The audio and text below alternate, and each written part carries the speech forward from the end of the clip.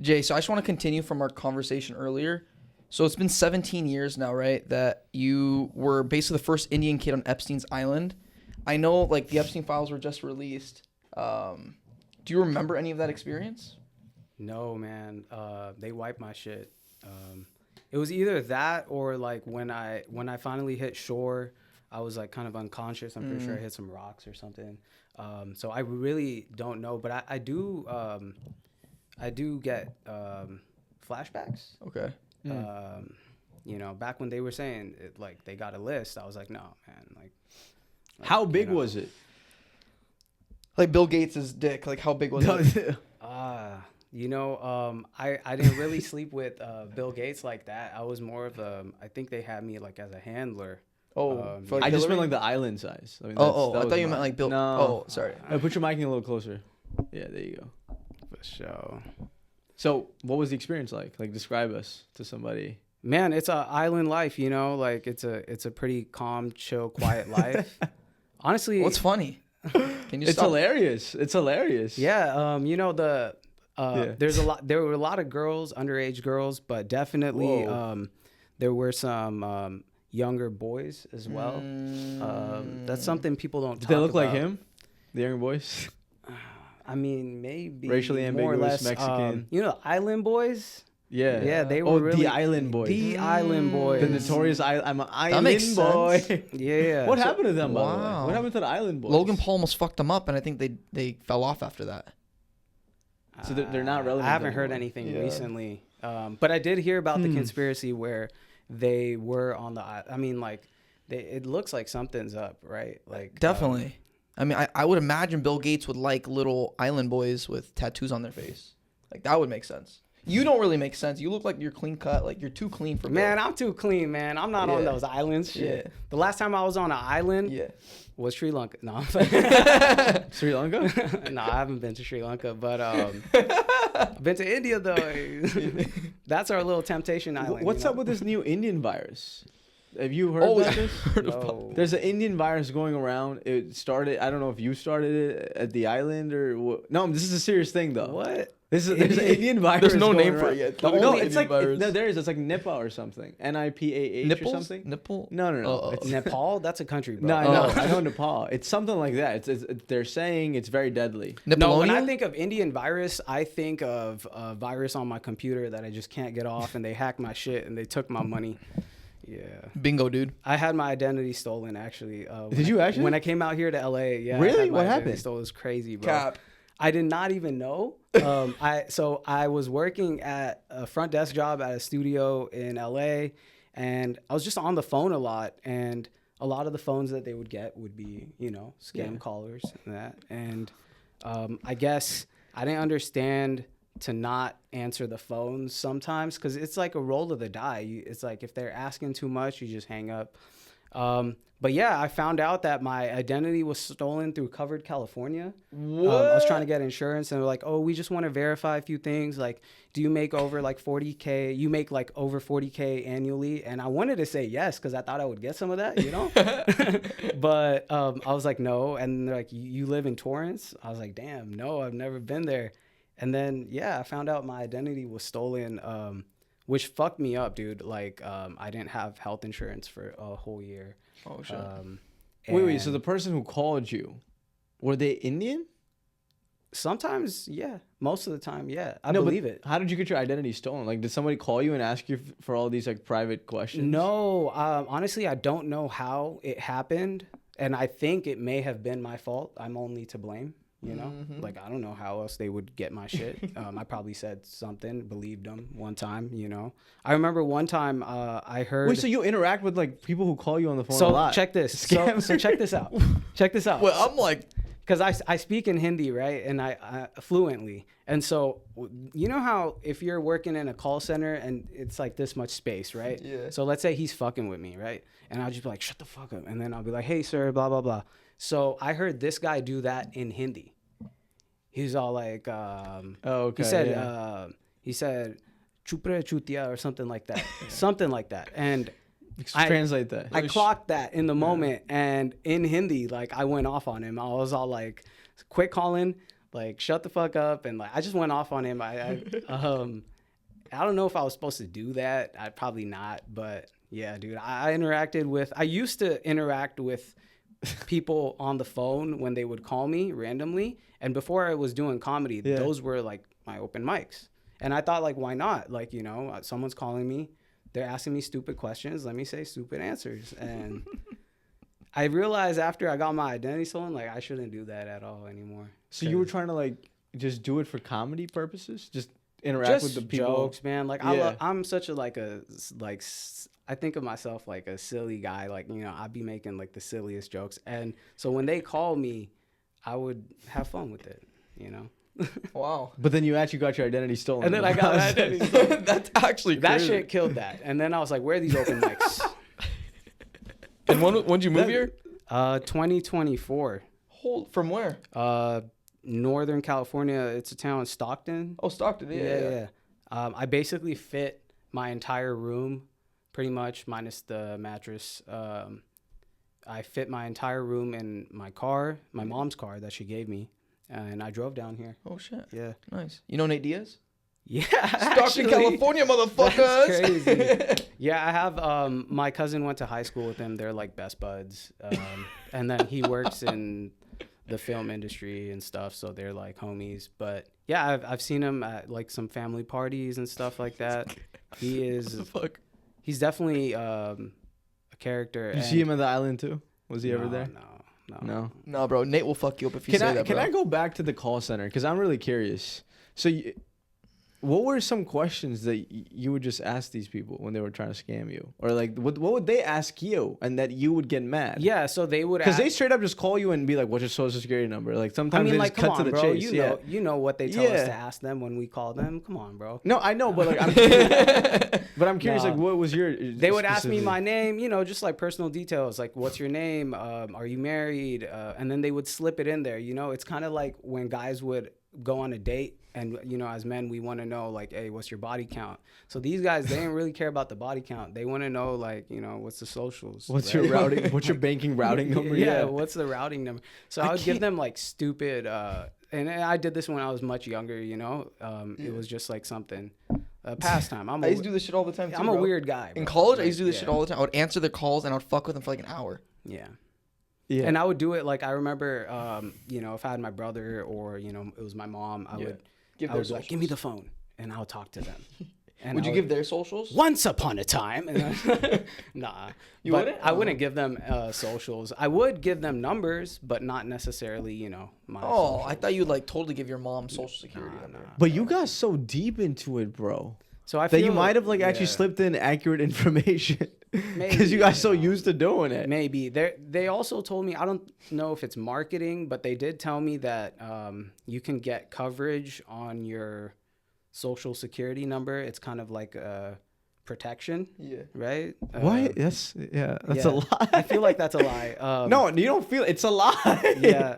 Well, it's 100% a lie. You can't insure your social security number. When you get your identity stolen, they kind of walk you through like things that you can do preventative measures. And so they mentioned this to me. I think it was, I don't want to say the name because I can't remember, but like Geico? It was one of these companies, man. Starts with the F. Farmers Insurance. Nah. It's okay. It's not the insurance company. It was more of like a State Farm. So how'd you know that your identity was stolen? Some white person called you? And no, it was through my insurance. So through Covered California, they were verifying information, like my personal details. Just randomly verifying? Yeah, and they said that you already have it set up with Covered California, and this is your social. So someone was using my social security number. For insurance? Yeah. And a few other things too, probably. Credit card? I thank God I didn't have anything there to be worth stolen. So what's the process like though? So did you have to get a new social security number? So it was a long process, man. And then like living in Long Beach, I kind of like fucked it up for me because I thought that was the biggest mistake I made. Like when I moved down here, I thought Long Beach was LA. I grew up like in Northern California, like Snoop Dogg. Yeah, you saw Snoop Dogg videos. Staples, like I'm like, okay, LBC, like yes, sir. That's me. So you didn't know when you were trying to get a house or an apartment? No, so when I got my apartment, was signing up for my health insurance, and I think they have Orange County and Los Angeles County. Yeah. So I picked Los Angeles County, and then that didn't work, and then I had to kind of go there in person. Have you ever been to the social services offices? Yeah, it's painful. It's painful, man. Yeah. But yeah, I would go there like super early. I was single at the time, so I had like all the time in the world, dude. Yeah. I didn't have a job. I This just is like the figured my shit ultimate out. karma, bro. Just talk to the social security. It's Tell because me about it. you were messed with these Indians and So they that's actually why, got yeah, your ass. I don't mess around. Of all you the know? people in the Yeah. world, they got you, bro. They got me. That's hilarious. That's insane. Have I you thought this- tried? Have you What? tried to mess with them after that? Like, have they tried No, calling? hell no. So you hell learned no. your lesson. And I think like after Don't that mess with the happened, Indians. it was kind of like really important for me because it was like kind of a adult moment, Uh-huh. you know, where you realize like, damn, this shit happens. Yeah, out here, it's you know? legit. It's real. What is it? Dwight Schrute. You guys watch The Yeah, Office? of course. Yeah. I think he has that joke in there where identity theft is not a crime. And I think he's talking to Jim? Jim Halpert, my guy. But yeah, man, after that, it was a grow up moment. You know, I started taking my shit more serious. Yeah. The grown up moment was my identity got stolen. So when your identity got stolen, is that when you realized you needed a silent retreat to like recover? Oh no, this was in 2024. I just got back from a silent retreat. It was only it was like a 3-day silent retreat in Sequoia. That was much needed, man. Like I had so much on my mind, and I feel like, you know, this is a good place to talk about this, but I feel in a day 2026 where we're on our phones, people have glasses with the camera, they have the new ones where you can kind of see stuff on there, and it's just so much of the screen time, and you don't have time for your mind. And like I feel like thoughts influx is just like every hour, by the second, by the minute, and we're kind of just scrolling through, you know, and it's like, you know, read more, and we don't, and it just kind of lives up there in a cloud or something in our brain, and then it feels like, oh, we don't have enough space to process simple things because we're not thinking about the rest of our shit that's on our feed, you know. So getting time away, I really got to just, first of all, chill. That's like amazing without my phone, you know, not having to be like, oh, I gotta like set an alarm. I could like wake up whenever I want, which is weird because I woke up early. But yeah, I got to think about so many like random little things and important things too. So you drive up there from Santa Monica with your girl. Yeah. Are you guys talking on the way up? I think midway through when we got to the grapevines, we kind of like just went over like what we want from the trip. And then the moment we got there, we were listening to music and stuff, but the moment we got there, that's when we just turned our phones off. Were you under the influence of any substances during this period? No. And going into it, I was thinking like, damn, you know, like I might need caffeine. Like I drink coffee every day. Like it's, I've used like weed in the past, or like drinking, and like, you know, those are the vibes when you go out. It's like camping, like that's a vibe. But this trip was intentional, especially in the beginning of the year. So we went in, and it was only 3 days. So I mean, like you can't, if you're like falling apart 3 days without any substance, I feel like maybe You it's have a problem. rough. Yeah. Like but then no, once I came back, you know, like I felt so grateful, and I was like back in my routine, and yeah, it's like, you know, it's How did just like she do another with the silence? I think she had fasted before, and when you're fasting for a long period of time, it's a thing in the Indian culture. Like I know in Islam, like fasting is really big, and I was thinking about this earlier today because now I intermittent fast, so I'll hold my hunger till 1:30, 2 p.m. and I just feel like, damn, like I'm in control, you know, like. And don't get me wrong, like at night, sometimes I do get those cravings where I'm not in control. That's tough. But yeah, my girlfriend had fasted for 6 to 7 days, or maybe even 9 days. 6 to 7 days. Or maybe even 9, I think. I'm not sure. So, 6'7". 6'7". Hold on. Can I escape this, bro? Can I escape 6'7"? God damn it. So you're not talking at all. No. Are y'all clapping? At the end of the trip, definitely was something to clap for, man. But no distractions. You know, no That's so stimulants, nothing like that. No know. watching TV. No TV. What were you doing? Okay, they what were had you a doing? TV in the thing. It was so cool though because the Sounds place. Like the- reading? Yeah, so I journaled. Okay. I wasn't reading. Also, I was journaling. I was drawing. I like making cartoons. Okay. So I was doing that. I was journaling about parts of my life when I was younger that, you know, you think like, oh yeah, well, like that was a tough time and I'm past it or whatever. You can always come back to those things and set the record straight for yourself Okay. on like how you interpret those moments. And so, dude, so much time doing that. There was an orange tree. So I love oranges, bro. Munching. So it's like 72 hours of orange eating and journaling. other food too, but Okay.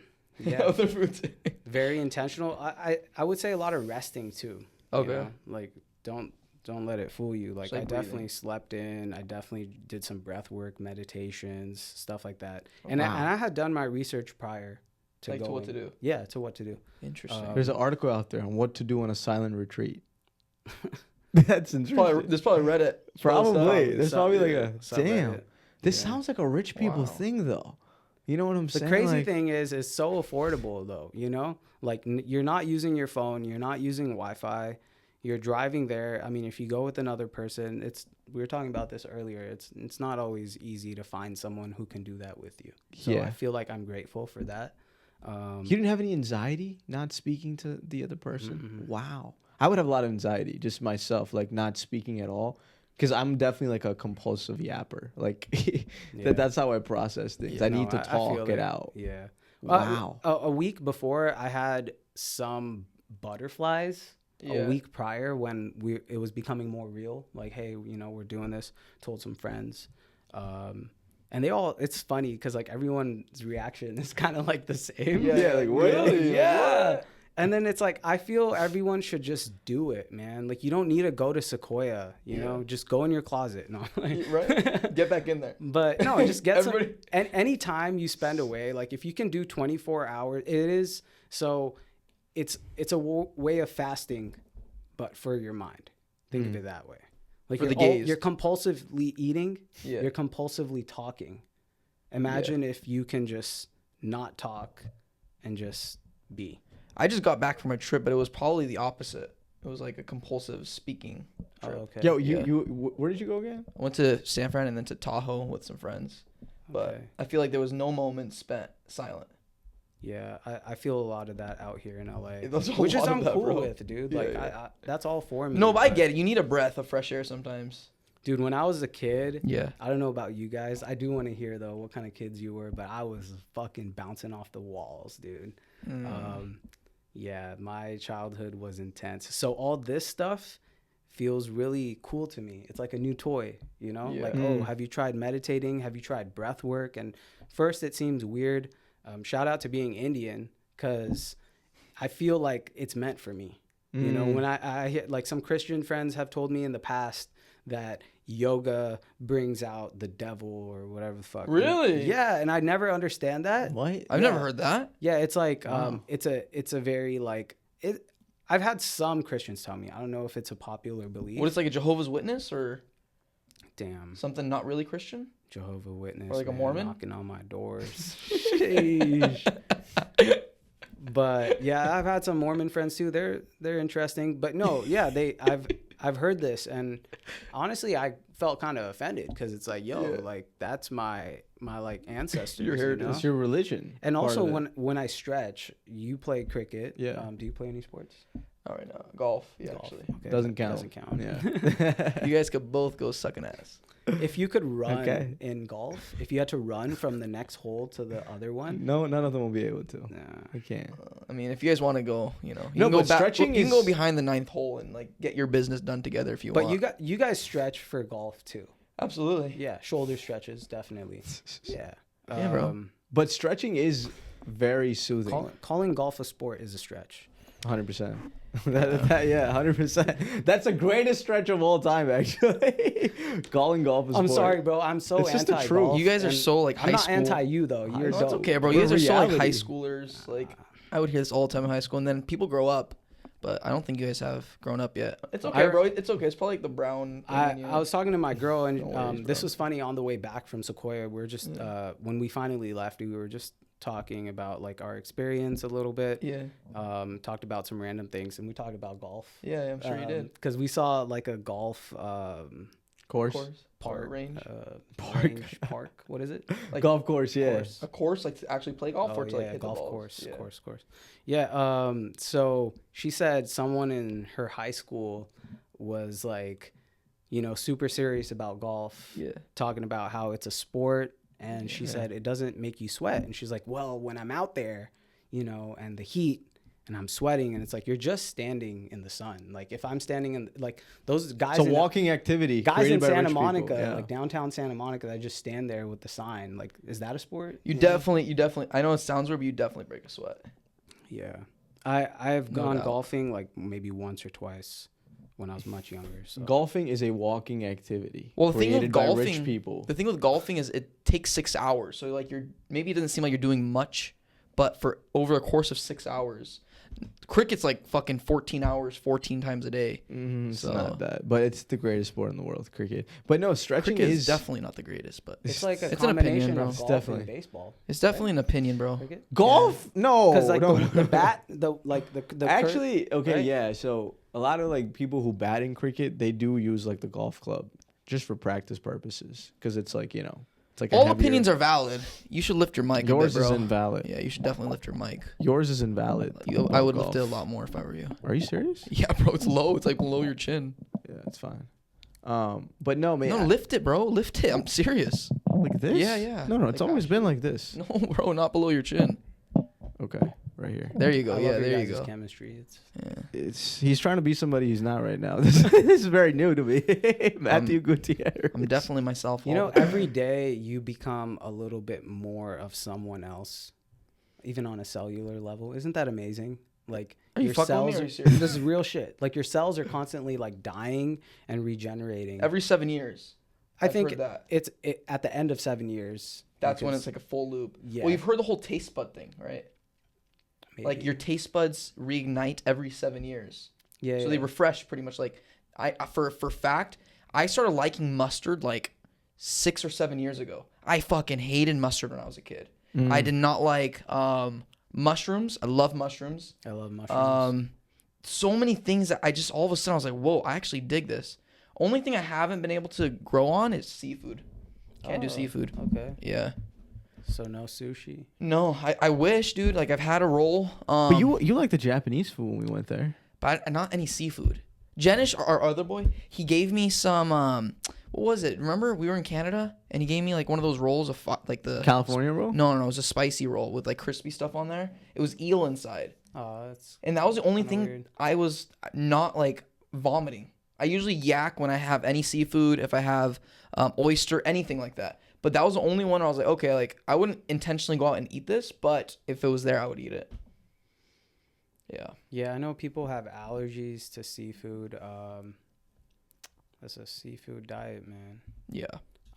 Dude, I love eating, and that's honestly one of my vices. Eating? Yeah. Do you eat meat? Yeah. You do? Okay. Yeah, I was actually I was vegetarian for a while. I had gone plant-based for a while too. Fucking blew right through that. Are you shit. Hindu?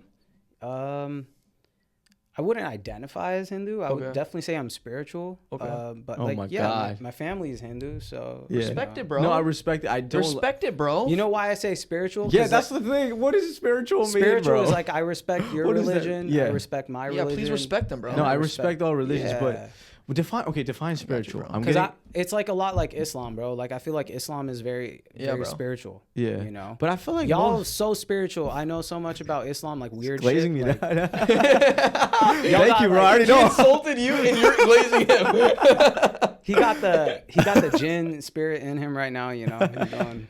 Wait, no. Sorry, I didn't mean to come off as offensive. I just meant like I hear a lot of people. a lot of the girls, like, you know, on LA, I'm spiritual. I don't believe in God. Or like sometimes dudes say it too. Like, Are you calling I an LA don't- girl? I don't think you're saying it that way. You actually, Yeah, it's not You can put on- performative. Yeah. yeah, it's not performative. Yeah. That's the thing. So I just want to confirm, like, you know, For sure. You're not calling him a valley girl. I'm a Indian Valley girl. boy. Shit. You're an What you Indian Valley mean, girl. bro? Hidden Valley Ranch. Nah. But no, seriously, what does it mean for you, spirituality? Spirituality for me means like, you know, I recognize that a human body without a soul is just a cadaver, you know, it's just a body, you know. But when you have life, that is something. You could do something with it. You could also just not do anything. I've definitely done that, you know, just do nothing at all. And then I think about things around us, Yeah. things that are alive versus inanimate objects. And, you know, all that is connected. And if you believe that that is connected, if you believe that there is a higher power, that's kind of not judging you, but I like to think about it like, you know, counting my good deeds, you know, like we all have a role on this earth to do something, even if it's so minimal. And that's the bare minimum that you should be able to do. And that's what we call like humility and even sometimes humanity, right? The bare minimum. Like there's crazy shit going on right now in the world. Yeah. So this is important. But yeah, if you recognize that, then you would say you're spiritual. Now, if you believe in a specific religion and you're like, oh, that other shit is not real, then maybe you're a lunatic. So if you're spiritual, does that mean that you also believe in God? Yeah. Okay. Yeah. So when you people call it God, I call it something else. what do you right? call it? I call it the divine energy, the universe of the energy Okay. of the universe, you know? Why not label it? I feel like labeling it puts me in a box, Okay. How Yeah. so? a temple. Mm. And temple? I've been in temples, I've been to mosques, and I've been to churches, bro. Like when I was younger, I was in a private school, Christian school, and I've seen it all, low key. And I feel like they guide you, but they, you know, like humans are greedy with power. You know, every religion has a portion of it that's corrupt. Right. So Yeah, it's like humans that corrupted 100%. It's like, I feel like religion is beautiful, but because humans are such faulty people, we find a way to take advantage of it. Yeah, And there's people in every religion that take advantage of it. And the sad part is people start to view religion as the problem, which I don't think it necessarily is. You know, like religion itself just teaches you discipline. In its core, Catholicism, Christianity, Islam, Judaism, Hinduism, they all teach the same peaceful teachings, you know.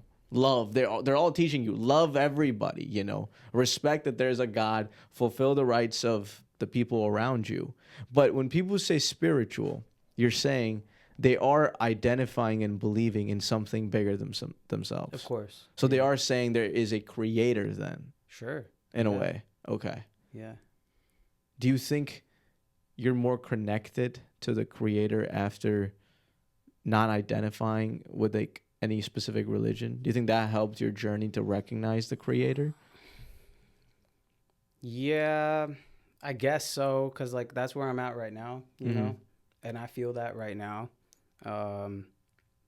A lot of times when I was growing up and I was exposed to these different religions, Yeah. I felt like there were rules, Mm-hmm. and I immediately found ways to break the rules. Mm. You know, so I'm Really? technically still a good, faithful boy for God, you know, or whatever.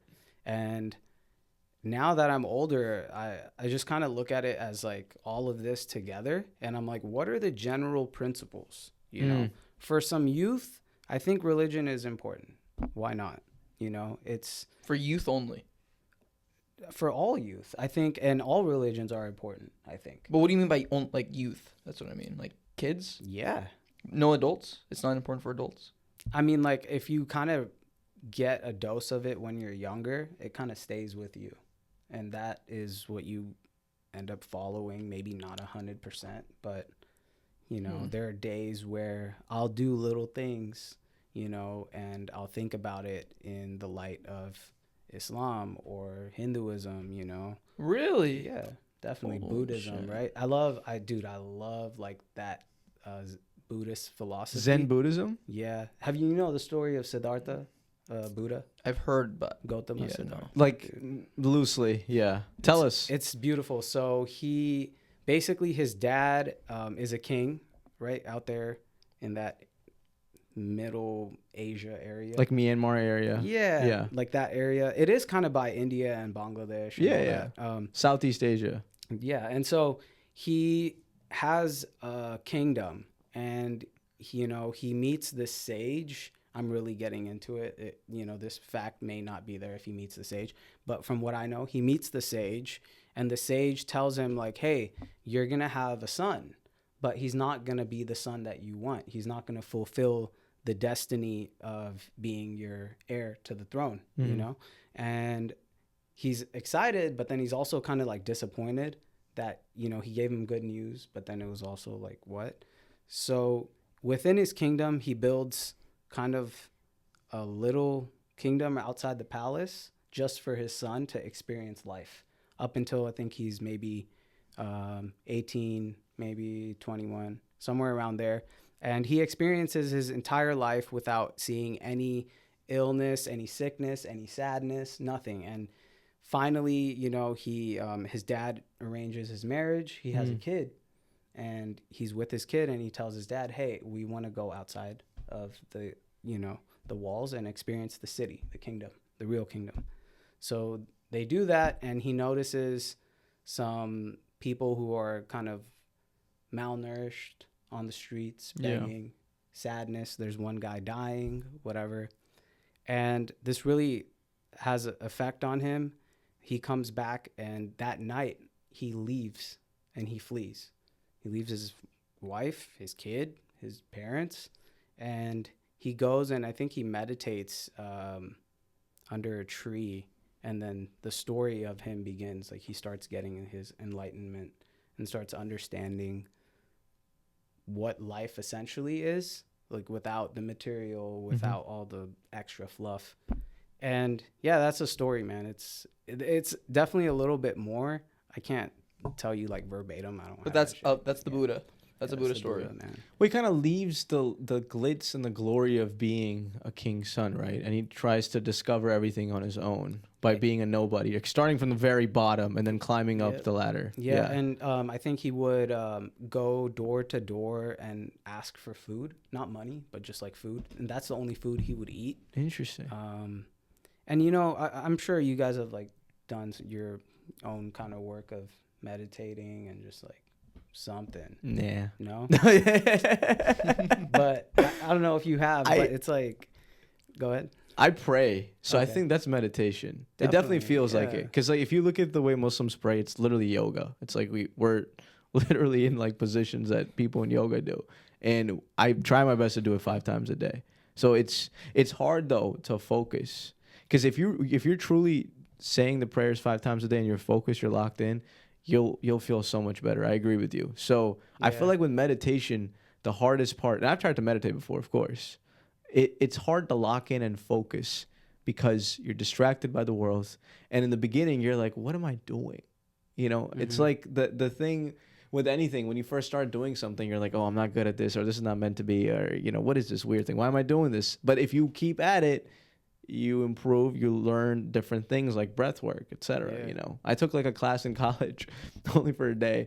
They were doing like meditation and breath. It was cool, but I was like, wow, this is intense. Like it's an art itself. There's so many things that I had no idea about that they were teaching me, and I was like, whoa, damn, this is interesting. Yeah. Oh shit. Yeah. I feel you 100%. I feel like when I was younger in school, they made me take like classes when I was in 3rd grade, 4th grade. Like the classes we should have had, one of the classes should have been mindfulness and breathing. Why? Because when you are alive, you're breathing. If you're not breathing, you're dead.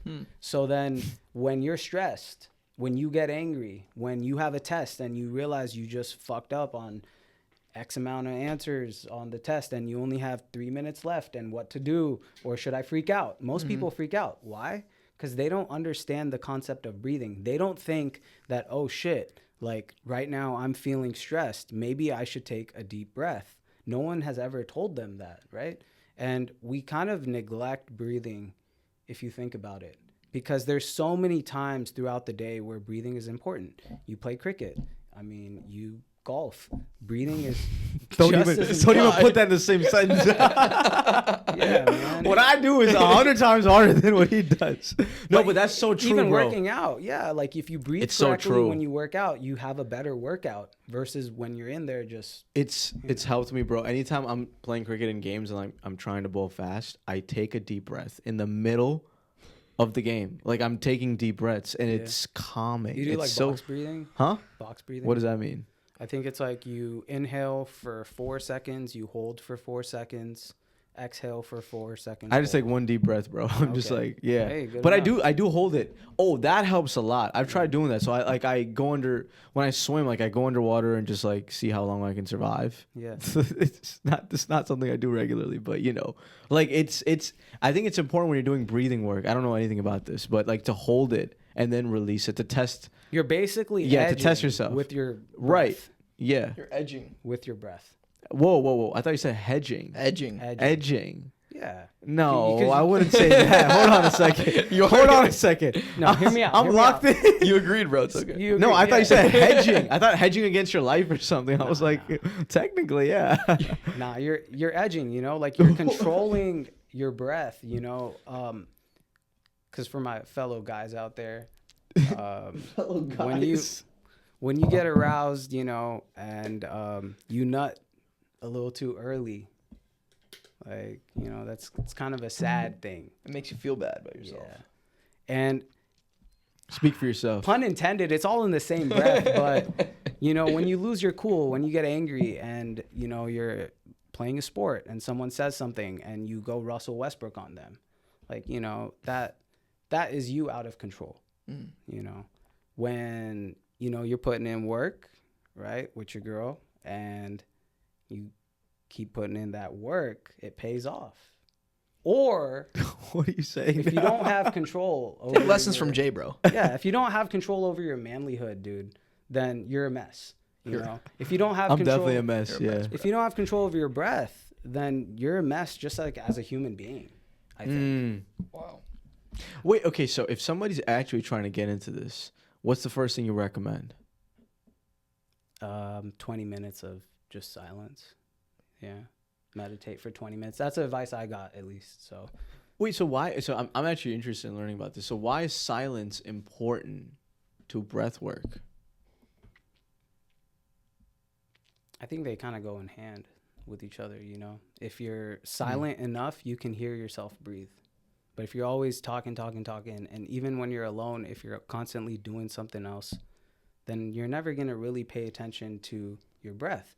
And I speak for myself. When I meditate sometimes, I don't do it all the time, but when I do, and I can actually feel my breath going in to my lungs and then exhaling out, and I'm like, damn, like I low-key like ignore this shit throughout the day. I'll say noise is never good. I don't think like noise is ever a good thing. So I think when you meditate, and if you're trying to meditate with noise around you, you're not able to focus, right? Kind of like you say, there's like chaos around you, and so you're not able to actually like focus, like you were saying. Yeah. There's this. It's on topic but off topic. But Kevin O'Leary talks about Steve Jobs' signal to noise ratio. So 80% of the day has to be focused on signal and 20% on noise. And it's an analogy for noise isn't the good thing. Noise is the thing that you deal with when you don't have the energy for the signal. I don't know if you've ever heard of this term, signal versus noise. What does signal mean? So signal is basically, what are the top 3 things that you need to accomplish today? And 80% of your day should be focused on that signal. And if it's not, that's noise, and that should be focused on only the 20%. Okay. I like that. Yeah. Yeah. It's legit. And Kevin O'Leary says that's why Steve Jobs was as effective as he was. The only person that is more effective of that than Steve Jobs is Elon Musk. He said 100% of his day is signal. Well, he just learned to prioritize. I feel Very like they also effectively. have a Yeah. biological advantage sometimes, you know. They're If white. your mind is just White males? they're white. No, like if your mind is just like, some people are weird like that, right? Where they will be in a room and people will be talking and they're so like not social, that they're just in their head all the time, and people can be talking and it's noise to them. They're not focused on that. As you were speaking, though, it made me realize that breath work is more so also about just the act of like being conscious. So it's like, whoa, I'm a human being. I'm breathing in oxygen. I'm breathing in air, and I'm exhaling. And it's like paying attention to literally the minutia of what makes you a human being. Yes. Which makes you more in tune with your body, which makes you more disciplined with your emotions, because you're like, oh, I'm in control of my own destiny in a way. I think it can actually be liberating, because if you're noticing the minutia of things, you're like, oh, I'm in control of like me breathing. Oh, I can hold my breath. Oh, that means I can actually do the things that I want to do because I'm in control. Like, look at this. I have hands. I have a body. I have like, I have human crazy. anatomy. It makes sense why it's so liberating for people. Yeah, it sounds crazy to think that we wouldn't be in control, Just like science, I feel, is so cool and important. When I came in here earlier, I needed to use the bathroom. And, this is a good spot you guys have. You have a bathroom. It's great. Some places you'll go, and it could be like a house in Malibu, and it could be huge. And you could ask, the son of the guy who owns it that lives there, where's the bathroom? And he's like, probably somewhere in there. And you'd be like, wow, like how dumb, like, like it's your house. You have money, but like how dumb of you to not know where the bathroom is. Like, oh, it's just somewhere in there. And I think about that. And then I think about humans, and we have a house. And like most humans can't point me out like where their pancreas is, or like, and that's all yours. I don't know where the pancreas are. That's crazy to me, right? Was that Malibu experience real? Did that happen to you? Not in Malibu, but I have been to a house party where, the owner doesn't know where he didn't know where the bathroom was. What the fuck? The And rich it's people like, things. yeah, it's like, I believe it. Yeah, he's got so many bathrooms. He's like, I don't know. I cannot believe that. That's I think Lil insane. Wayne has a bar, right? Got 10 bathrooms. I could shit all day. Ninja. You don't want no problems. Okay, That's you hilarious. a goon. What's Wow. a goon to a goblin? Where are the Yeah. pancreas? It's right here. Okay. I thought it was behind. Yeah, behind the kidney. It It's is. behind, It right? is. Wait, it is. behind. Yeah. the It is kidney. behind the kidney. It's back, yeah. But Okay. basically, most of the shit is like right here. Your gut.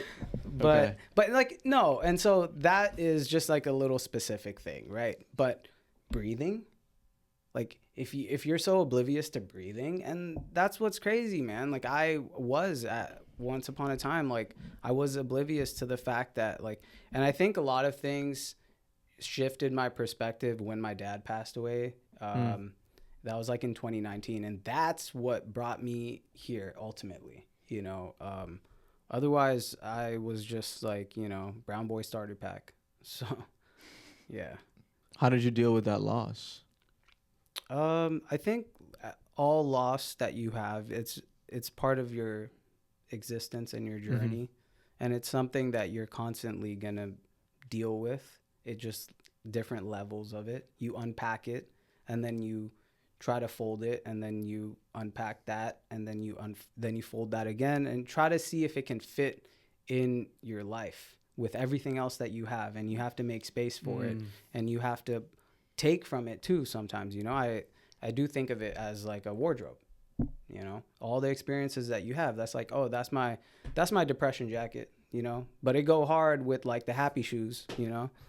It's like, it's really just something that you go through, maybe not every day, but definitely like every other week or something. You'll think, especially a parent, I feel like that is a weird loss, like a really weird one. But that's a good point, though, that you have to make space for it. Because I feel like a lot of times people lose somebody, or it could mean that they are not talking to the person that they loved. Yeah, that's a loss too. Right? And the problem is, though, because they're so heartbroken, they're not dealing with the loss because they let everything else occupy in their life. And the problem is that loss, it's not going to fade away. Like you have to address it. And so do you feel like it's one of those things where it's a never ending journey, or can somebody actually, have closure with a particular loss? Yeah, I think you can definitely have closure, but I feel like, those things pop up in your life. So they say closure, but I don't think it's a one and done. I don't think it's like, oh, no, it's not. And it's different, for different things. Like relationships it can be your parent, it can be, your significant other. You could be with them so much of it to do is how you feel. Some people will go through pain of a 2-year marriage or relationship that didn't work out. And then maybe, another person lost their mom. And you can say, oh, you can't compare that pain to like my pain. But pain is pain. Subjective. Yeah. Pain is pain, dude. Like, it's what you feel. And you just have to kind of see how that can. Because, like, life is not supposed to be binary. Yeah. Yeah.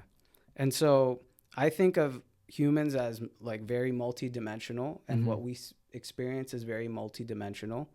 And, yeah, you could be walking through Trader Joe's and it could remind you of something or someone. And, how are you going to like lose your shit, in Trader Joe's, get banned for life? Never know. That would suck. Trader Joe's. Yeah. Wait, so you've been through like relationship heartbreak, Yeah, right? yeah. But also you lost your father. So what were some of the similarities or differences? Or could you even compare the two losses? Because I'm sure they're very different. Yeah. But they have to be similar in some way as well, right? Some ways, like when you're kind of going through that post-breakup period and post-death period, you can feel some of those feelings cross over.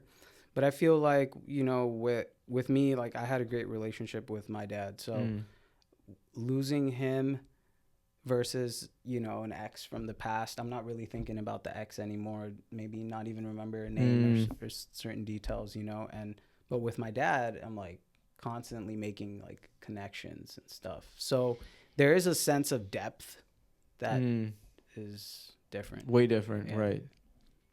Especially with like parents, because this is somebody you looked up to. This is somebody that was responsible for bringing you on this earth. It's like you're an attachment of them. Yeah. And it could be for like, a lot. It could be a parental role. It could be a role model. A lot of people have role models, and that's always tough too. Yeah, I don't think you ever forget, man. Like, I think it's always going to be inside of you. You hang out with, I don't want to talk about you, but you hang out with family, you hang out with like the people you used to hang out with them. And it's like, everybody is thinking that this person was once in this room with you, experiencing this with you. Yeah. And now they're just not here, especially if there's like common activities, right, that you used to do. It's like, okay, now we're just doing these activities without this person. And where do you go from there? And everybody's thinking about it, but nobody really wants to mention it because everyone's heartbroken, but you just learn to move on and grow out of it, right? Yeah, that was my 9/11. Yeah. Definitely, most definitely. I was too young when 9/11 happened, so... But yeah, I'll never forget those moments. And it definitely shapes you. So a lot of my perspective that I have, like coming back to the point, is that it wasn't really like I still would have been the same dude, It's just that this happened. These were the cards that I was dealt. And so then you just got to figure it out, And I was definitely in a dark spot during that whole stretch. After he passed away, and you got to think about other things. Was it unexpected, or was he dealing with any health issues? Yeah, man, or? It was so unfortunate. I graduated from medical school, and I came back to find that my dad passed away. And, really? Yeah, and so that was a tough stretch for me. I went back to work as a medical intern, and this was during the pandemic. So it was so dark for me, man. Like, just so much death around me, which put me on my quest to think. You think that you would get the thoughts, but it's a lot of self-sabotage. Yeah. So your family didn't tell you about? Not until I got home. No. Yeah. Oh, man. It was the day you were moving back. I was on the flight back, and he had passed away, and I was like, getting on my flight, and it's like, yo, let's just not have him Right. spiral on the flight type of deal. Wow. But I have a close knit family. I would say, you know, I have like my sister, my brother, my mom. Like, maybe not like, you know, the greatest family bunch. They're not the Brady bunch, you know, but yeah. I feel like every family is, you know, we're all the same in some ways, you know. Like, I don't think there's such thing as a perfect family. No. A lot of us want that perfect family, but it's just like we're all humans. And at the end of the day, what makes your family special is the things that you quirks. don't like about them. Yeah. You know, that's what Yeah. makes your family unique to you. As much as it's frustrating to admit that, it's the reality. You know, your family, all their little quirks that annoy you, that's what makes them so beautiful. But yeah, everybody can definitely be better in their own ways. When you graduated medical school and you were interning, so you were dealing with a lot of COVID deaths. Yeah. How did you make space for dealing with your father's loss? I didn't. Right. And so I really didn't know how to navigate. I wish, you know, there was a TikTok video at the time, like how to fucking do this shit, because I would have watched it. A TikTok video? Yeah, man. No, I just kind of took it head on. Right. That's all I really like tried to do. And it was crushing me, but it's like a slow burn, you know, a slow crush.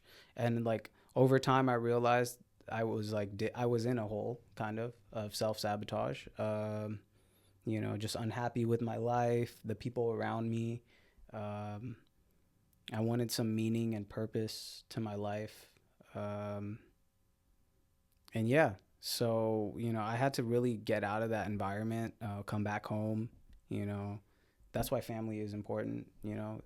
It's some normalcy to the chaos, even if your family's chaotic. Yeah. And my family's chaotic. All families are chaotic. But yeah, that gave me some good perspective. So I'm grateful, man. Like, despite whatever shit that we go through, like, we're here today, man. Like, I'm super grateful. But death teaches you so many lessons. Like when my grandfather passed away, it was like, he was old, obviously, right? He was in his 70s. But it was still like, I was like, oh, like this can happen. Like, this is a real thing. Because sometimes, you know, you see your family members overcome obstacles and adversities. And you're like, oh, yeah, it's just one of those things. He'll be back. He'll be back in the house. And then he's not. Yeah. And then you're washing. In Islam, like when somebody passes away, we wash their dead bodies. Okay. And doing that was one of the most humbling and craziest things I've ever done in my life, because here you have a man that you knew your entire life, and now you're washing him. He's dead. You know, he's naked. We obviously covered their private parts, but you're physically washing him. Yeah. And then you're clothing him in a white cloth, and then you're going to the graveyard, and you see this person being carried in a coffin, being buried 6 feet under, and then it hits you that, oh my God, there's things I wanted to say to this person.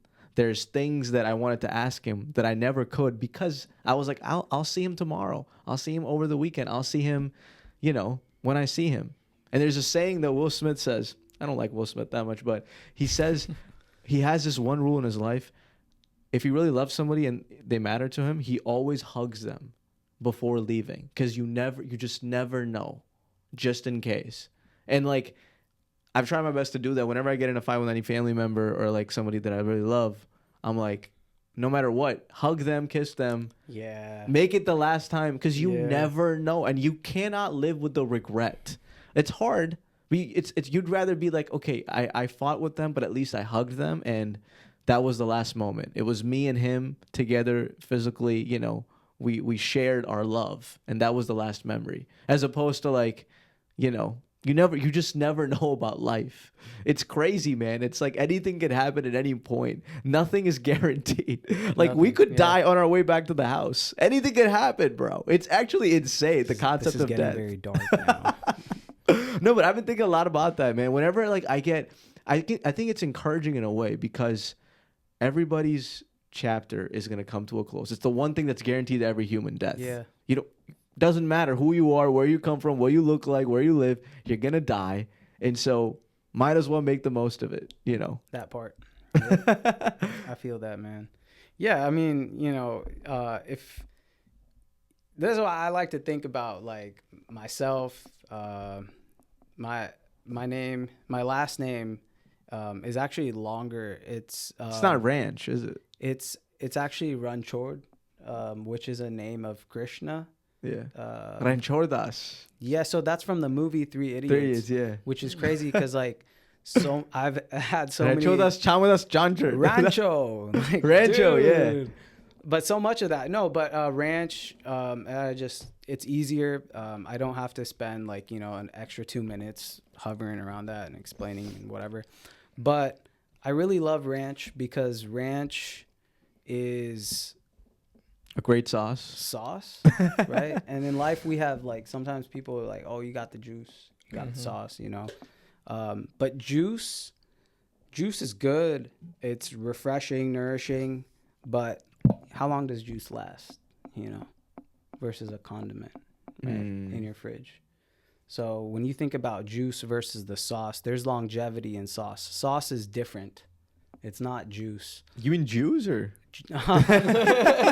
Jews are forever. I'm just making sure, bro. Jews are forever. How dare you insult the Jews like my that? favorite Jews are honestly mango Jews are mango juice. That's wild, dude. That'll get you canceled. Are your favorite Jews in Israel or? I actually don't have any favorite. Are you Jewish? Yeah, bro. Oh, that's what's up. You made it. Yes, sir. Hell yeah. I'm my favorite Jew. Absolutely Yeah. not. I'm not a Jew. No, you're not. Thank God. What are you? I'm Catholic. Oh, okay. Bet. Yeah, I don't really have anything with like Jewish people. It No? is what it is. Yeah, Oh, like okay. if Yeah, you're you do, gonna, bro. Don't lie. It's okay. man, You it's can like, be anti-Semitic. You were showing us like a symbol. Yeah. For this. over. No. Are you Yeah, part of the Trilateral Commission? It's crazy right now, with all this Epstein shit coming out right now, and it's just like we knew it, but for it to You knew. Yeah, I bro. mean, I'm in the rabbit hole like You all knew, the bro. way, dude. Shit. You were there. Oh yeah. You were I was there. Yeah, I swam over here. Have you guys seen this video of this kid? He was jet skiing. You're not on. This guy's not on social media. Oh, yeah. Oh really? He's actually off the grid, which I respect. That's what's up, Yeah, dude. yes, sir. So he's not watching any videos. Yeah. But okay, so this is white kid. He's like a teenager, 19, 20. I don't know if you saw. He's jet skiing to the Epstein Island. And then there's like Coast Guard there. And there's like a family, like a young couple who was recording him living there. What? Yeah, it's crazy. Oh, he was in the island, right? Yeah, like he was got in the, physically in the Epstein Island. And now he's in his apartment and there's black Escalades that have been like circling his neighborhood and his street where he lives because he posted this video. It went viral. It went viral. My visa been slipping, bro. It's bad. But it has like 9 million views. And the black Escalades, it's like these big security cars That's that have scary. been on his street. And Who is this guy? I don't know, he's just like a young kid. I just saw it randomly, one of those when you're scrolling and you see it. I'm like, What? Say his name. say his name. What? Yeah, it's a real thing. I've been But- watching the Epstein stuff though. I've been watching. Well, I started last night. It just got released by Steve Bannon. It was a 2-hour the Steve Bannon interview with Jeffrey Did you Epstein. watch it? I didn't see I that. saw clips and moments. You saw the whole thing? So I'm half an hour in right now, And what's going on? bro. I will say Epstein's not a good dude, but he's definitely a smart cat. He's clever. He's Sure. he's like a finance genius. Like he's actually really smart. Hold on. Stop. I'm not kidding. Like he's actually really smart. I'm not. Of course, you have to be smart if you're You dealing have with those just like people. Hitler. Hitler was a smart man. If you're pimping girls to Prince Andrew, you have to be smart in some sort of So way. this dude apparently came from nothing, right? He came from Zip. I don't believe that. Whatever. His He- last name's Epstein. Come What- on. Let's be Whatever. honest He here. came from Zip, right? That's where it goes. And he meets Rockefeller, The Rockefeller family. like David Rockefeller, so like one of the kids, pretty Yeah. much. Basically meets Rockefeller. Rockefeller, he gets into the Rockefeller Foundation, and he like becomes really close with David. David goes, "Wow, you're actually a clever man. Do you want to be part of the Trilateral Commission?" Epstein goes, "What's a Trilateral Commission?" And he's like, "Well, it's where the top officials, politicians, leaders, and businessmen all come together, pretty much. And they meet multiple times a year. And Epstein literally calls it the Illuminati. He literally calls it the Illuminati. He says people talk about the Illuminati, but I was part of the Trilateral Commission, and that's essentially what they're talking about. That's what he says this in the Steve Bannon interview. Skulls and bones type stuff. Not Skulls and Bones is a Yale thing, right? That's a very but they minutiae. continue it throughout. That's a very niche thing, though. Skull and Didn't Bones. they meet? They used to meet up in like a forest and sacrifice. That's and another stuff one, like that. actually. Yeah, that's in Northern California. That's where you live, man. Stockton. Yeah. Stockton. Where shit, Alex Jones broke into. Glockton. So he joins this Trilateral Commission. First name he sees is Bill Clinton. And when you join the Trilateral Commission, you have to write a bio on yourself. And he looks at Steve Bannon. He says, anybody you think may be on there that's up there is on there.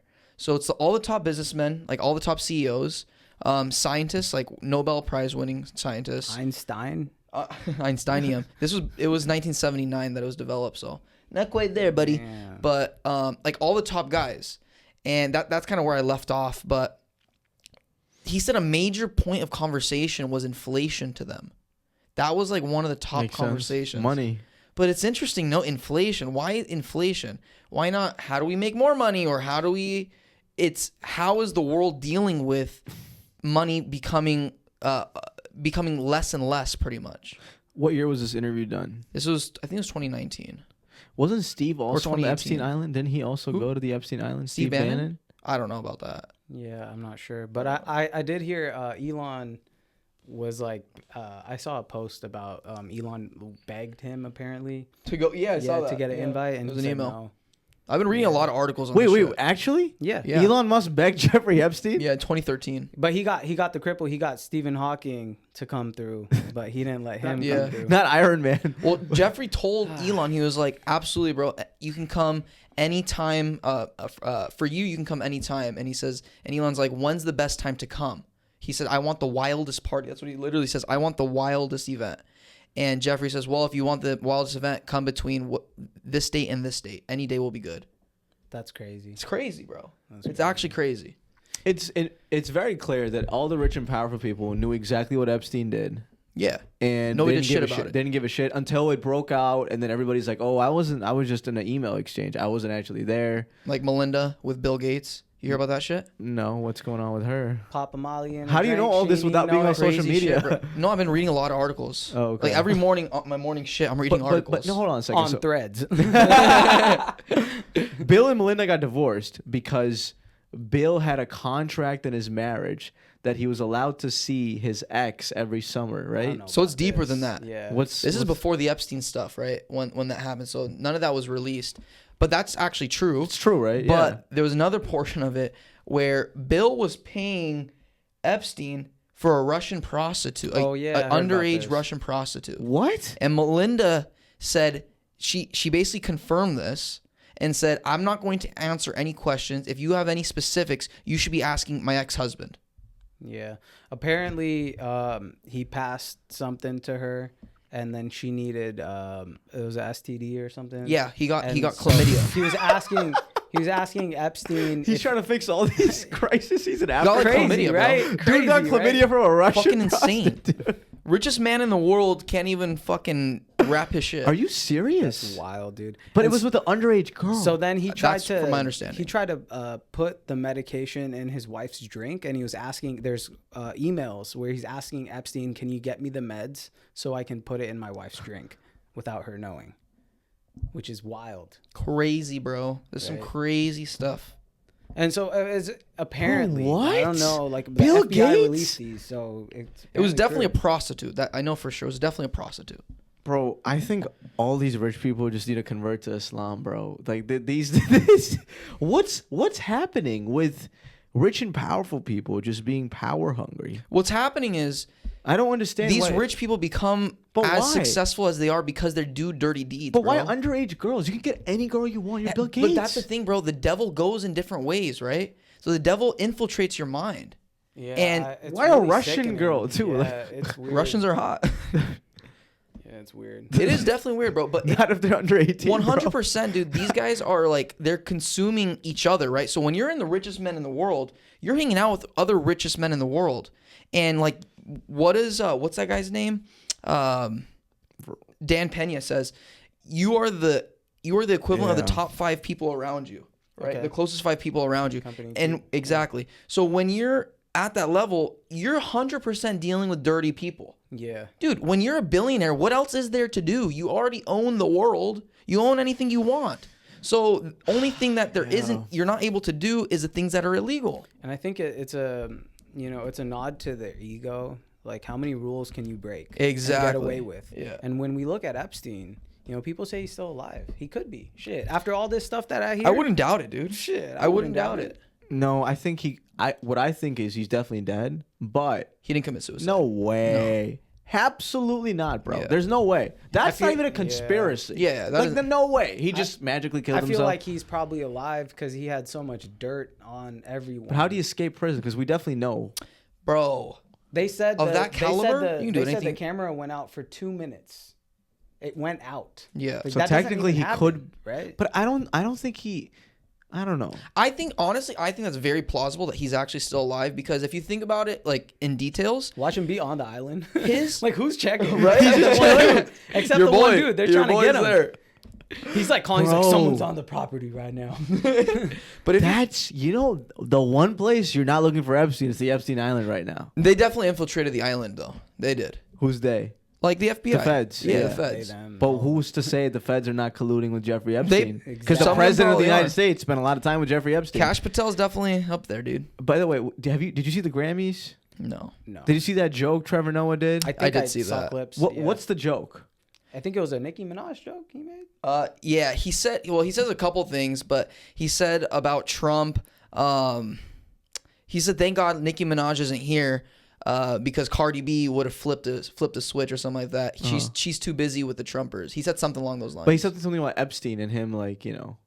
Yeah, he said, I don't remember, But yeah. whatever he said, but Trump is now is threatening to sue Trevor Noah. Yeah, and Trevor Noah's like, this is my last year here. What the fuck? Why not? In America.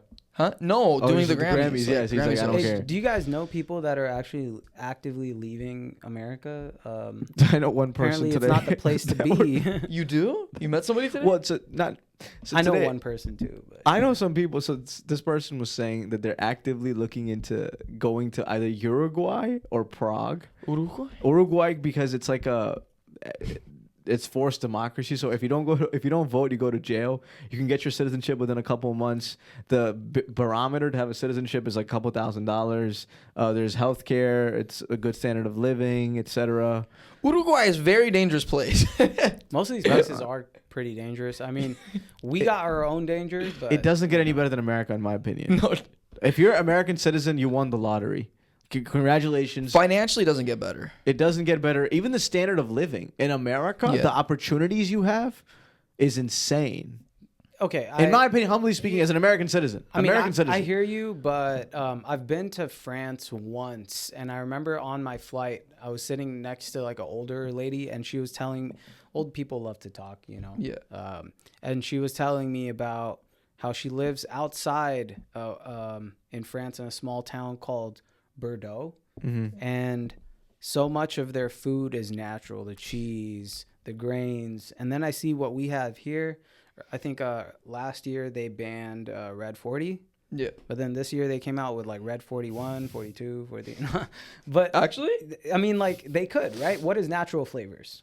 You ever wondered? You're 100% Right. right. The food in America sucks, dude. That's a fact. Yeah. I agree with you. I'm just saying the standard of living, the opportunities you have. My My rebuttal to that is, did you ever ask her what her salary is or her kid's salary? I didn't really. Get Yeah, I know, but the average pay in Spain is like 36K a year. That is nothing, bro.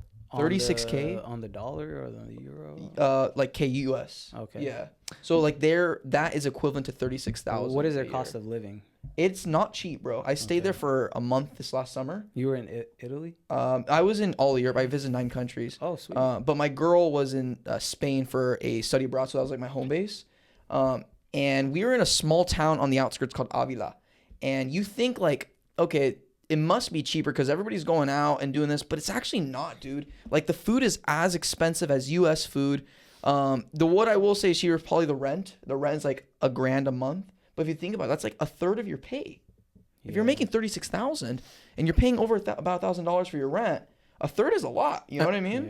Yeah. Yeah, I mean, beyond just the salary, the benefits you have in America, the opportunities. Opportunities completely. I don't want to say benefits because they have better benefits. They have better benefits. 100%. Yeah. But the opportunity to become better than you are right now. Like if somebody actually wants to achieve the American dream, if they're an American citizen, I 100% think it's possible. It's way more possible here than any other European country. I feel right now it's a tough time though. When your folks came here, they had to go through struggle. Yeah. Just as much. But I feel like now the struggle is maybe times 3, versus what it was.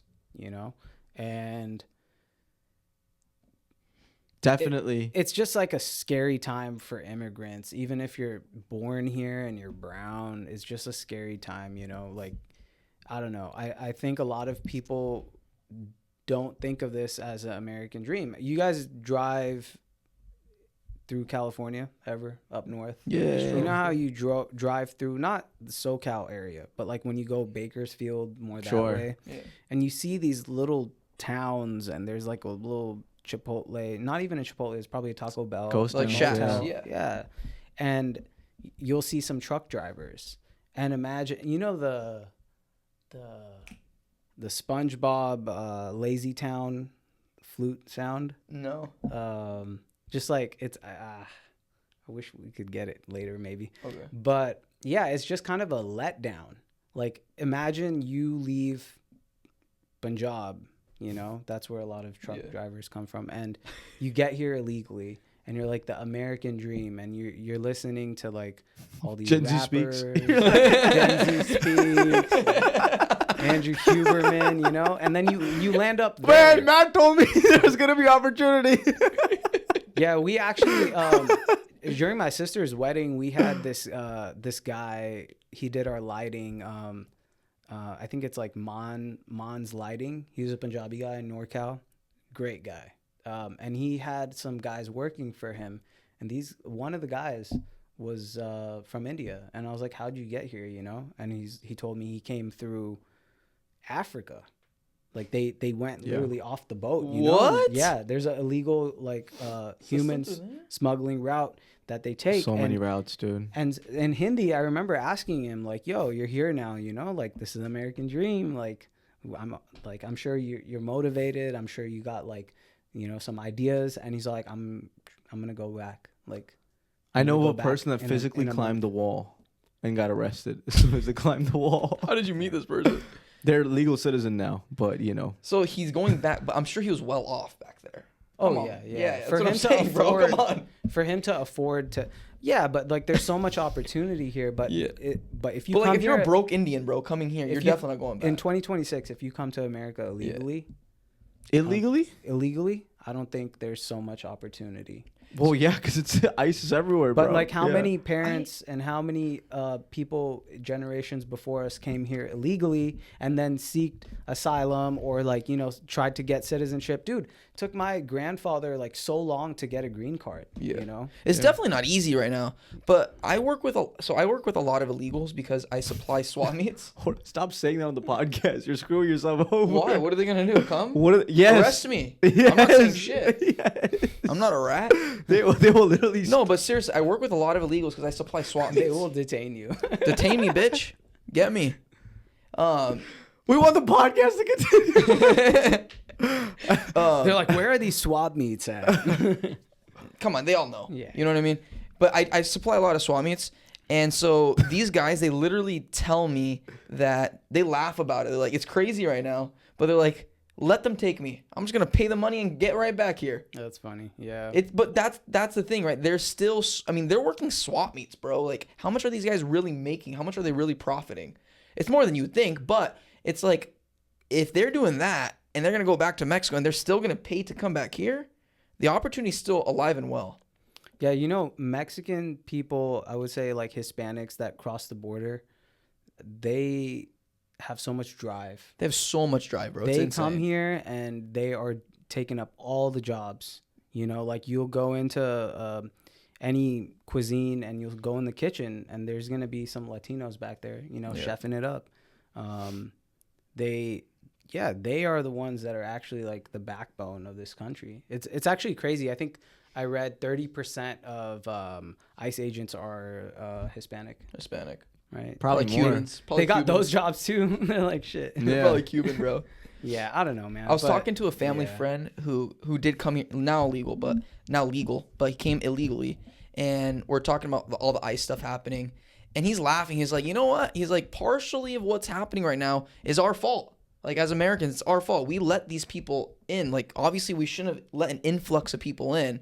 But he did say, he's like, obviously, what's happening right now is not cool. And he said that he would do it all over again because as hard as it was, he says his entire life, I think he's like mid 40s, late 40s now. But as hard as it was, his entire life, he said, I was literally working like 20 hours a day, 7 days a week, because I had to make money. They take advantage of me because they can pay me less. I don't have to pay me minimum wage because I'm illegal. So they pay me less. And so I have to take more jobs on in order to even survive. Yeah. And now he's a homeowner, you know, he's a general contractor. And so he's doing well, but he says even right now it's tough. But it was all worth it because now my kids can try to do something better than I was offered. And that to me is the most beautiful thing, especially with Hispanics. I see that a lot where they want their kids to just do better than them, and that's the actual prize. It's not what's going on in my life right now. It's how are my kids going to better our family, better our last name. It's a beautiful thing. It's a beautiful Selfless. thing. Yeah. It's important for parents to recognize that. Yeah, that's culture right there, baby. Yeah. Yeah. The Hispanic community is the hardest working community in America. One of the hardest working for sure. Because it's the thing is they sincerely work hard as well. It's not like they're just doing it, Yeah. you know. Yeah, and they're not like, you know, like Indian people I are was just pretty gonna say- savvy, but I you was just know, gonna say Hispanic That's people, true. they wear their heart on their sleeve, which I love. Or like, what's your social? Just straight up. What's your social security number? Just give it to me, baby. He befriended me. He's like, we're friends. I'm not gonna mow your lawn. Just give it to me. Yeah. No, Indians are smart though. That's the thing. They get into like, they do. You know this. They get into It's like fields where it's mafias, like, yeah, yeah, exactly. They take over completely. Exactly. They've taken over motels, right? They've Yeah. taken over apparently Yeah. the used car market. I didn't even know this. I mean, You there's explain this to me. More Pakistanis In that? trying to, use cars. Oh, At least really? Southern California. Whatever, brown. I don't care. He's Indian, basically Texan. Indian. The same shit. No, Yeah, I'm not. I'm half Indian. Actually. Oh, okay. I'm half Indian, half Mexican. For sure. Yeah, bro. what? we're What kind basically, of, what like, kind, you you know. smell? I definitely don't. What kind of Indian are you? though? Gujarati. Oh, bad. Yeah. Okay. Smell. Do you speak it? No, I don't. My mom does, but I don't. Oh. That's fire. Yeah. It's a complicated family lineage. My none of my grandparents were born in India even. That's like I think my girlfriend is the same. Gujarati Like yeah, Oh, and nice. Mexican. and Mexican. Yeah. Oh, And wow. Mexican? Really? And there's a I've never spot done that. in actually we should go.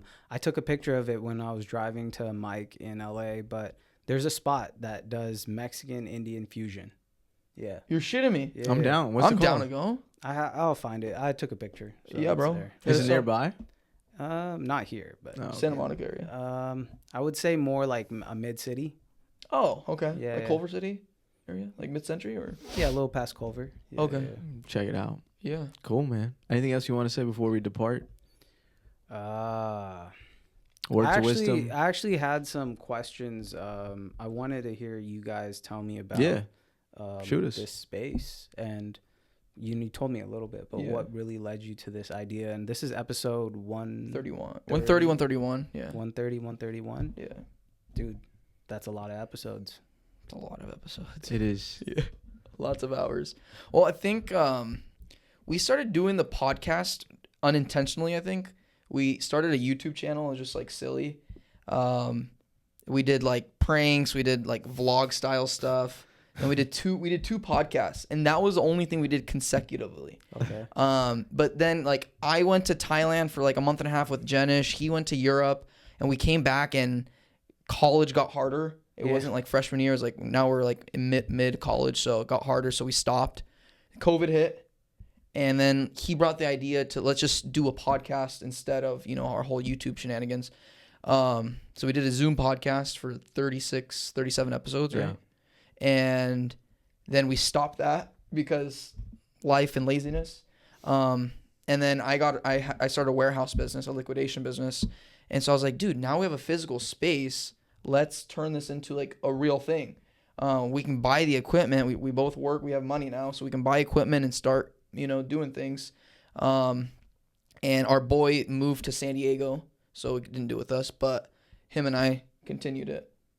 Hell yeah, dude. We kept quitting, and then one day he gets the warehouse, and we're like, wait a second. Yeah. Let's actually do this in person. I love that. Yeah. We kept quitting. Yeah. That's beautiful, man. Yeah. Kept quitting, it's true. Because That's nobody true. talks about that part, Yeah. right? Like, it's so much of, like, we see so much of the highlights Yeah. and people telling us their, like, glow-up story. But I think people really need to hear about, like, when we quit, you Yeah. know? And What then happens? we tried one Yeah. more time, you know? Yeah. And then another. Yeah, it's kind of like stand-up. Tom Brady has this beautiful saying. I don't know if he came up with this, but he was saying, a winner is a loser who just tried one more time. Yup. A winner is a Yeah. loser who just tried one more time. I was so happy to see that. I was like, all right. I was like, all right, I'm a winner. I'm a winner, Mom. I'm just going to keep trying one more time. Yeah. That's what podcasting is. I was listening to Chris Williamson do an episode with Stephen Bartlett, and he was like, yeah, dude, it was shit. And I just kept doing it, and nobody gave me a handout. And that's what life really is. You don't have to expect people to walk into your life. Like, we don't have to wait for the dream guest to come, right? Like, people say, oh, get a celebrity on with millions of followers, your podcast's going to blow up. Okay, fine. But the other route is just keep doing things that you genuinely find interesting, curious. Like, I found you interesting, so we're interviewing you. We're having you on the podcast. And people will resonate with that because people can see through bullshit really fast, you know? If you're not being yourself, if you're pretending to be somebody you're not, if you're just trying to do clickbait, which we do a little bit, you have to, but like. But it's something we struggled with, right? Yeah, we still Being struggle ourselves. with. It's like, what a degree are we just postulating to the online audience? Like, to what degree do we just bend over and like let them just tell us what to talk about or what to do? So it's hard. We're still navigating it, bro. But authenticity, I mean, it's never going to be beaten. Yeah, you can't beat that. Yeah. Yeah, I got a good taste of the authenticity when I came in here. And then also just like I met you today, but like knowing him and the few times that we've hung out and, you came to my show, that was fire. Like you didn't have to do that, and just I feel my heart follows whatever's genuine. And that's sometimes a curse and sometimes it's a good thing too, right? Because not everything that's genuine is good sometimes. Oh, whoa. Not everything that's genuine is good. That's honestly, Yeah, elaborate, bro. when you're honest with someone, Yeah. it fucking hurts. Yeah. Right? But it ends up being the right thing. Sure, down the line, but in the moment, like it sucks. sucks. Yeah. That's something I know it sucks, but that's something I always I've always told myself, I just have to face it and just be honest. Whether people like it or don't like it, maybe, I'm a blunt person. Maybe I'm too blunt sometimes. But at the end of the day, at least, like, I can look myself in the mirror and be like, okay, I'm an honest human. Like, I'm just going to say it how it is. And, at the end of the day, I think people, it hurts them, but everybody goes home and reflects and is like, wow, Matt really said that? Like, what is it that he's saying that about? And, if you're introspective, I think it helps everybody out. Sure. Yeah. Not everything that's genuine is good. I'm still processing that. Wow. But I think I lost my train of thought. It's okay, bro. But because I'm like, damn. Take a deep breath. But sometimes people are being genuine with the wrong intentions in mind, which I don't think is genuine then. Really? They're being Yeah. genuine with the wrong intention. Can you give me an example? So like if somebody is, hanging out with you Okay. and they're kind of envious of you chasing your dream or something, right? Okay. They don't know you well enough, but they're just commenting, oh, yeah, you suck. What are you doing? Stop doing it. But deep down, they're like, damn, why is this guy doing what he wants and I'm not doing what I really want? But in the moment, they're being genuine because they might actually believe that you suck. But they're doing it with the intention of Tearing you down. not tearing you down, just for their own sake, coping. Like they're like, oh, yeah, well, damn, I could have been doing whatever I wanted, but this kid's doing it and he's not even good. He's horrible. But they're being genuine in that current moment. But it's with bad intention. So technically, it's still being genuine. but with bad intentions. Technically, but if you got bad intentions, then where's It's it? not genuine. That's then. disingenuous. But in with the yourself, moment, it's genuine. right? Yeah. But it's subconscious. They're not even conscious of that. You know what I'm saying? Yeah. It's almost subconscious. It's like they don't even know. They're not trying to be intentional. They're not like, you know, don't have this Epstein agenda, like a double agent or whatever. They're just being in the moment, and they're, you know, subconsciously though. Yeah. It's bogging them down, and to think about that. I don't know. That's something I was thinking about when you Okay. said that, because No, that's an interesting point. I feel like no, but like there's a level of being genuine with yourself, you know, throughout all that, because ultimately it comes back to who you are when everything's put away and everything's quiet and it's just like you and your breath. That's when you really get perspective on yourself. And like, yeah, I was being genuine the other day. This guy came in, he's like a shitty guy, like his jokes sucked. He was up there doing like shock comedy or whatever. But you know, if you're genuine enough, you'll remember your first time. You know, we all start out falling flat on our faces, and I think we just keep doing that. You got to be humble. Yeah. the world is so used to seeing final products that they have, like, it's almost, that's what's expected. You're a final product, you know? And when you're not there and somebody sees you, they're like, whoa, whoa, whoa, whoa, whoa. What's going on? Like, you're supposed to be the final product, but you're not. So stop doing what you're doing because you're not the final product. But it's like, whoa, no, the final product takes years in the making. Yeah. Nobody just becomes the final product. Nobody's just born unless, you know. But this is all a work in progress, right? This is all Everything, whip, bro. Yeah. Even the final product that we think, it's still whip, I man. agree. It's, There's no such is Yeah. there anything as a final product? I don't think so. No. So when I came out here, I did storyboarding and script writing. We were talking about that earlier. And one of my professors for my anatomy art class told me that art is never completed. It's abandoned. And isn't art everything? Everything has art. Yeah. Everything is ultimately abandoned. Then you can come back to it, but you're going to abandon it again. You're right. Damn. Yeah. But I feel like that can be unproductive for artists because they're just like, well, you know, I'm abandoning it for now. When you think of an artist, do you think of a productive person? Like, I mean, how productive, you know, like. I don't know. I guess I do. Because I look at filmmakers and their filmography. I look at actors. I look at comedians. They're dropping specials. They're being consistent, you know. The thing is, that's the thing I'm learning at least. I agree with you. There's definitely spontaneity. You can't just be like, you know, oh, like here are my KPIs that I need to hit as an artist today. Here are my metrics. But you do have to be disciplined. Because as an artist, that is your biggest blessing and curse. Because if you're not disciplined, you're screwed. Yeah. So you can't take the spontaneity aspect of it for granted. There's definitely aspects and things. You can't just be creative like on command. Yeah. It comes to you in different places, but you definitely have to be disciplined. What I struggle with is a true artist chasing the fame? No. They're not chasing the fame. They're chasing the art. Right. The fame is a byproduct of the art. That's kind of the point. So it doesn't matter to the artist if they step away from the art and then step back in because it's just the art to them. It's not the art is a means to this end. Like they don't care about the audience, truly. Exactly. Because they're like, I don't care. There is no end. There is no mean. This isn't a means to their end. This is just what I am. But if they're obsessed with the art, they want to get better and better and make better art. Then. But that's the thing in art. That doesn't mean anything better. And I feel like it's subjective. But it's also, you know, a lot of artists we see like they get lost in the sauce of making art for Kanye. Making art for other people. I remember when I heard Yeezus the first time, I was like, no. And then now I'll go back and I'll listen to Yeezus and I'll listen to tracks Bound to, you know, Black Skinhead. It's a handful of tracks and I'm like, yo, this shit goes hard, you know? And I feel doing art, whatever it may be for anyone, it's really that feeling that you get when you're like, yo, this shit is my shit. Like I made this, you know, like there's ideas flowing. You're kind of in that flow state, that Zen state of producing and being productive. And then sometimes you'll find yourself producing and being productive for external gratification, you know, like, oh, I like that ice joke that you made, bro, because there's ice out right now. And like, you know, and it's like, you may feel that, but there's a lot more you can probably do there if you follow your heart, your soul, right? Like that's all that you're doing with art. You're just taking stuff and putting your spin on it. What makes you human? Putting your own spin in.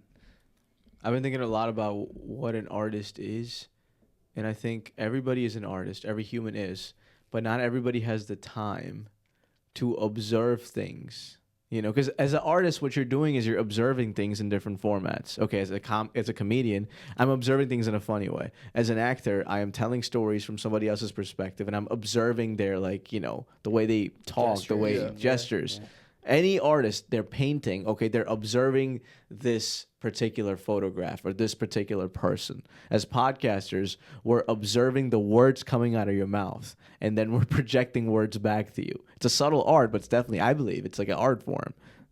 A new one, granted, but you know. No, but speech is an art form. Yeah. Everything artistic is an observation of the world, but what makes an artist is they have the time and resources to actually be conscious of those observations. And then the consumers, they're like, oh my God, he's right. Oh, that's so relatable. My dad does that. My mom does that. Oh my God, I was just thinking about that. But how did they phrase it in this way? It's like, because that's what they do. They are literally observing the world. And unfortunately, you don't have the capacity or luxury to do that because you have a job. You have other things that you're doing. You know, which also can be an art form in a way. But and you're right. Everything is art. You know, that's why I love Kanye.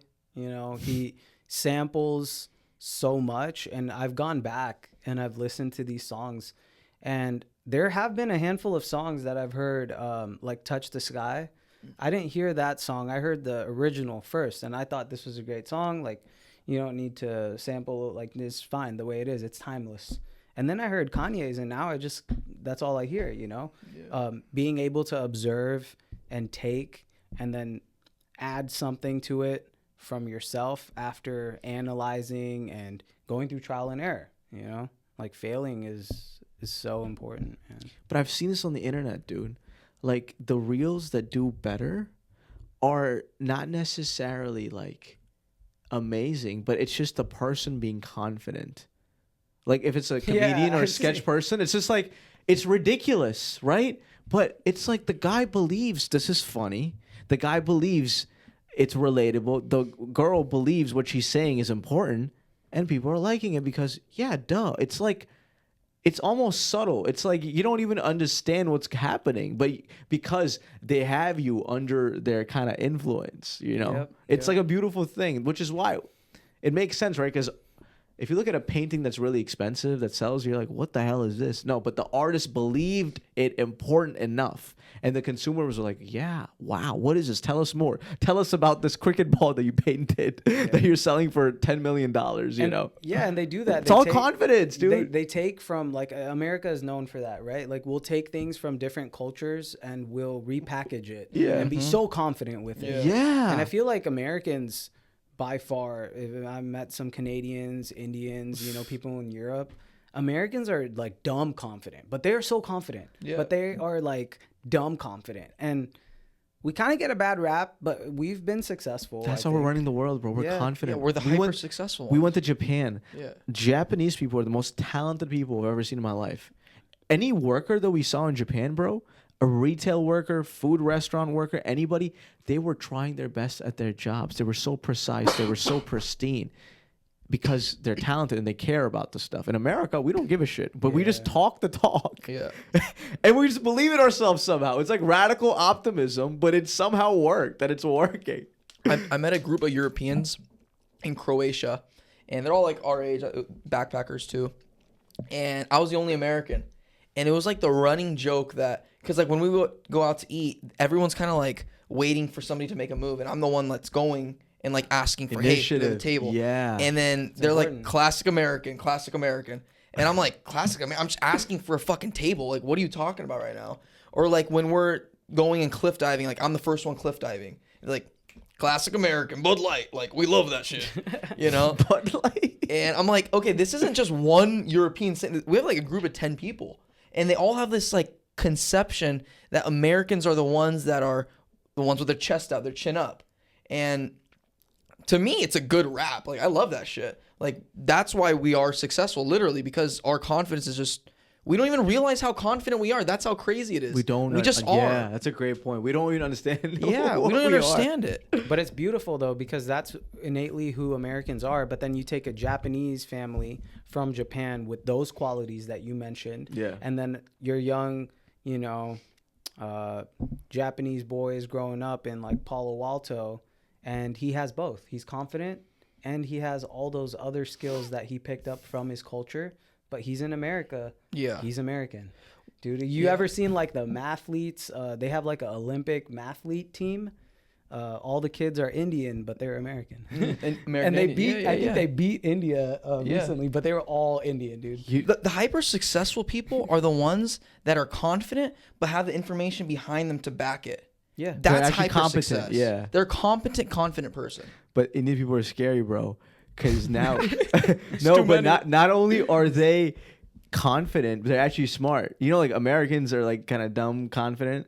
But Indians, that's why like it makes sense. These Indian Americans are, dude, they're gonna be unstoppable. Indian people are gonna be unstoppable in the next. They already are. In the next 5-10 years, they're gonna take over the entire world. Unfortunately, There's so many of them, bro. It's everywhere. I feel like it's a cycle. Like I feel like everyone's having their moment. You know, like white people had their moment, right? I feel like even in the 90s, 2000s, black people were starting to have their moment. BLM definitely was like a peak. And up till now, like a lot of American culture comes from Black America, and we don't give them enough love. Like that's just the reality. But so much of America takes from the culture, but then they do that with every culture, right? That's where the confidence. Who's they in your conversation? Yeah, they is, I would say, white America. Really? Yeah. Because like when you think of they them, what ethnicity? White. Yeah. Right. And so it's like they are kind of pushing the envelope, right? I don't know. And they gotta allow you in the house if you want to push the envelope. White people are complicated. Yeah, bro, they're on both ends of the spectrum. It's very complicated. I can't put them in a box. I used to. I'm just like they're very different. It's like it's actually weird. It's weird. It's maybe that's their biggest flaw is we can't put them in a box. Yeah, can't. Or maybe that's their biggest plus. Because Indian people, I'm putting them all in a box, 100%, any day of the week. Asian people, I'm putting them in a box. Black people, for the most part, I'm putting in a box. Mexicans, putting in a box. The whites, I don't know which box to put them in. Yeah. I don't think China has ever lost its way, huh? Like, they've always had influence over the world. China? China. Oh, you mean geopolitically? Geopolitically, not culturally. There's been moments in history. You got to go back. I'm sure. Last 1,000 year, bro. No, there was a time where Japan would just dominate over China. You know, Japan would dominate. Yeah. I mean, they but accuse China's each other never, of genocide, right? Yeah, you're right, actually. So Japan used to conquer. You're right. parts. Japan used to be really powerful. They used to rule China for a certain period of time, correct? Oh, really? No, only a portion, not. Yeah. I thought. Okay. Japan is very powerful. They've definitely taken over territory in the past. But like I'm saying, like from Mongolia, like in China, like after Genghis Khan era, China's always they've always like been powerful. Been not even been powerful, but they've always overcome. That's the crazy part to me. They've overcome so much, like more than any other territory I think in the world, and more than Pakistan. Definitely more than Pakistan. That's only been around less than 100 years, dog. But seriously, it's actually insane. Now they own so much of the entire world. We don't even comprehend that. Yeah, so much of Africa is Chinese. It's Chinese. Yeah, I mean the Belt and Road Initiative they're doing in Africa is fucking insane. That's bribery. So they're buying up land because they know these Africans are going to default on the loans.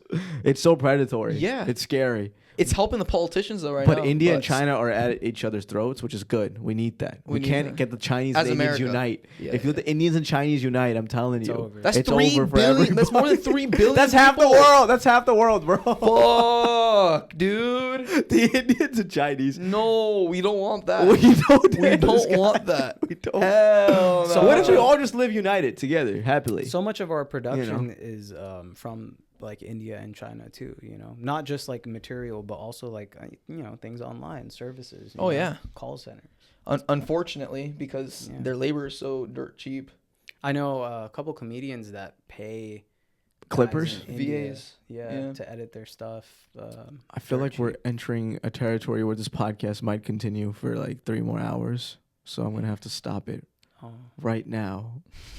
I'm sorry. Also, because my phone storage is like low, and I know Oh, it's yeah, already yeah, stopped For recording. sure, for So sure. It's okay. What's that? It's been like an hour and 20, I think. no, it's been an hour and 40. Really? Yeah, I've been looking at your watch this entire time. Oh, Wow. bet. Good All right. eyesight. Thank you, This guys. was great. What anything else? Where can Yeah, people bro. find Yeah, you? where can people find you? Find me J Ranch, 2 H's, everywhere. Everywhere. JAYRANCHH. Yeah. MySpace? No. Oh, come on, dude. Thanks for coming on, bro. We appreciate Thank it. Thank you. you for having me, man. Yes, sir. For sure. Yes, sir. Check my phone. Don't tell me. Is it stopped recording? Yeah, it is actually. Okay. That's fine. We got like an hour and 20 probably.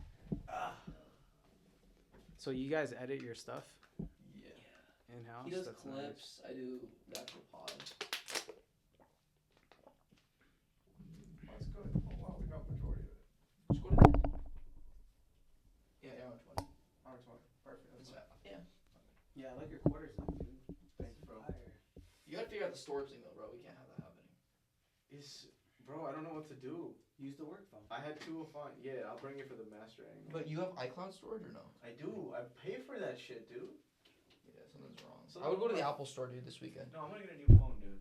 Something's wrong with my phone.